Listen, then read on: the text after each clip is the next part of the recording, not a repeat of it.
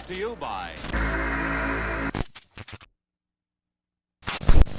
Sometimes when chasing the thing we want most of all, we let ourselves become consumed by it, allowing the pursuit to cloud our judgment, causing us to throw all caution to the wind and abandon our base principles. And sometimes when we do this, we find ourselves stumbling in the dark, losing all sense of hope, pursued by something truly, unimaginably horrifying.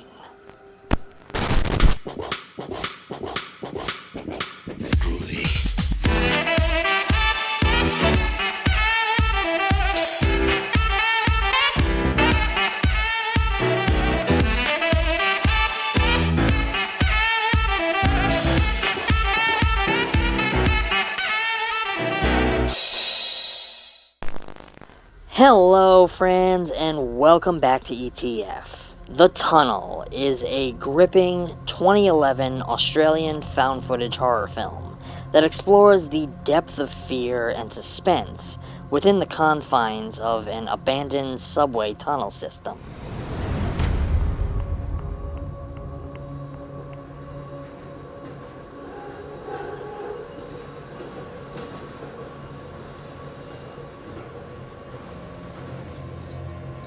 Directed by Carlo Ledesma, the film takes a unique approach by presenting itself as sort of a docu-horror, blending elements of horror and realism to create an immersive experience for the audience. Set in the dark and eerie underground tunnels of Sydney, the tunnel follows a group of investigative journalists as they embark on a mission to uncover the truth behind the government's decision to repurpose the tunnels beneath the struggling city to aid a recent water crisis.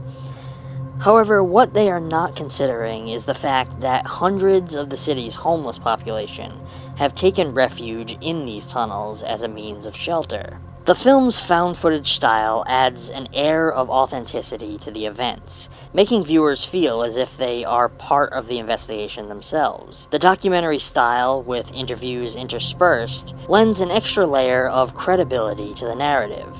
This one originated from the minds of writer-producer Enzo Tedeschi and director Carlo Ledesma. The idea was to create a horror film centered around urban exploration, specifically focusing on the mysterious and abandoned underground tunnels of Sydney. The concept of a found-footage mockumentary style was chosen to enhance the realism and immersive nature of the film. One of the most groundbreaking aspects of this film was the production's financing model.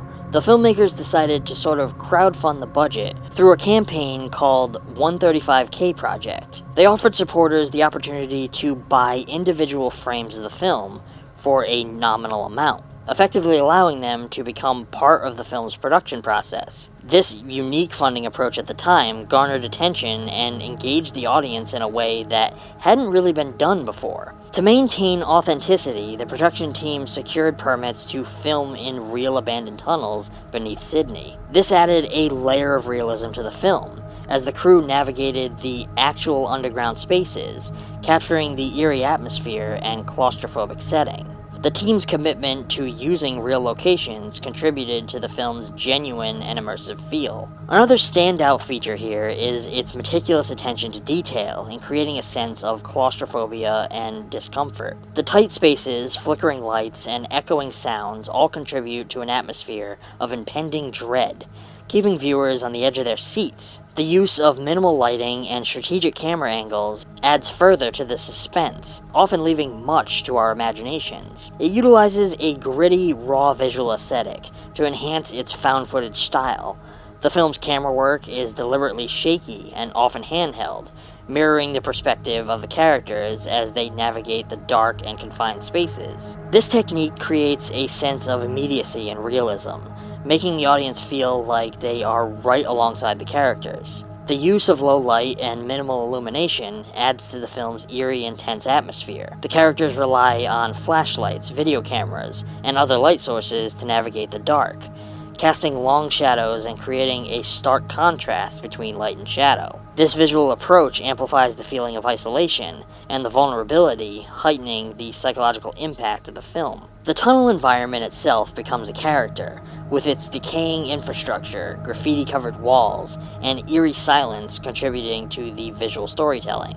The setting is both a canvas for suspense and a reflection of the character's increasing desperation. The tone of the tunnel is dark, foreboding, and rife with tension. From the very beginning, there's a sense of unease as the characters venture into the abandoned tunnel system, and this unease steadily builds throughout the film. The tone is established through a combination of factors.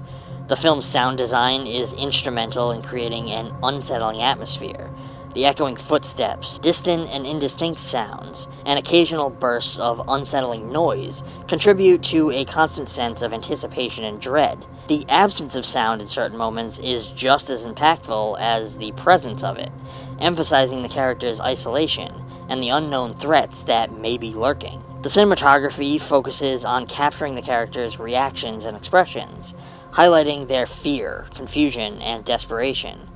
The camera often lingers on their faces, allowing the audience to connect with their emotional journey. Additionally, the film employs a mix of static shots and rapid movements, creating a dynamic visual experience that mirrors the characters' changing states of mind. The pacing of the film is deliberate and methodical. Scenes are allowed to unfold gradually, building suspense and tension over time. This approach ensures that the audience remains on edge, eagerly anticipating what might happen next. The characters face various environmental hazards within the tunnel, including crumbling infrastructure, dark crevices, and hidden dangers. These hazards contribute to this tone of immediate danger and heighten the sense of vulnerability. The characters themselves are well crafted, each with their distinct personalities and motivations.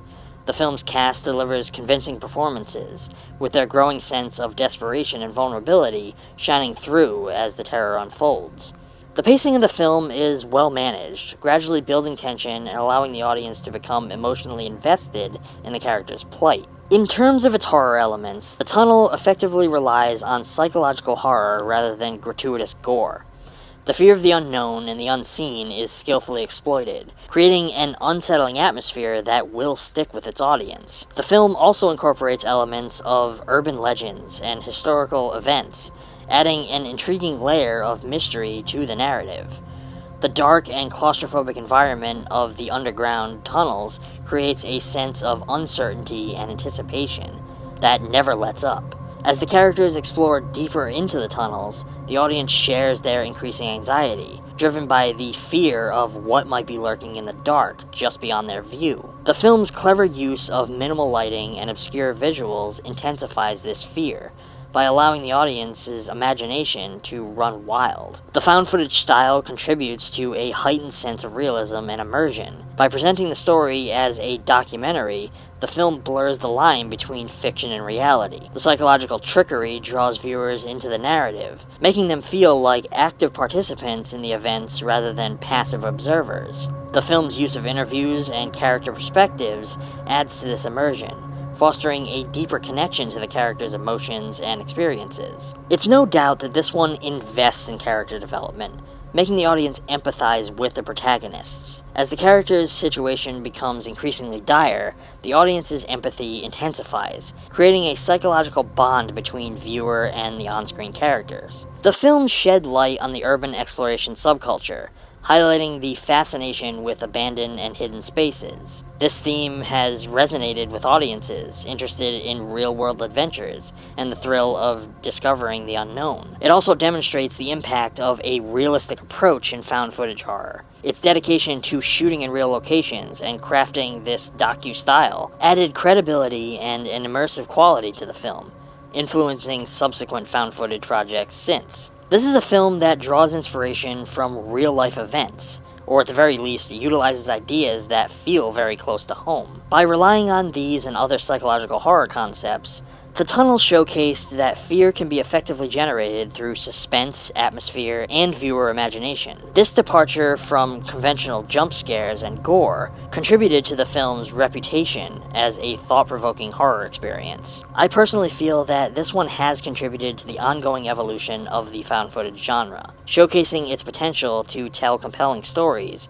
beyond the limitations of traditional filmmaking. While the tunnel may not have achieved the same level of mainstream recognition as some of the other films that are indeed very similar, such as Wreck or As Above, So Below, its influence on storytelling methods and the found footage genre as a whole cannot be denied. As an innovative and engaging entry into the genre, the tunnel continues to be remembered and discussed among horror enthusiasts and filmmakers interested in pushing creative boundaries.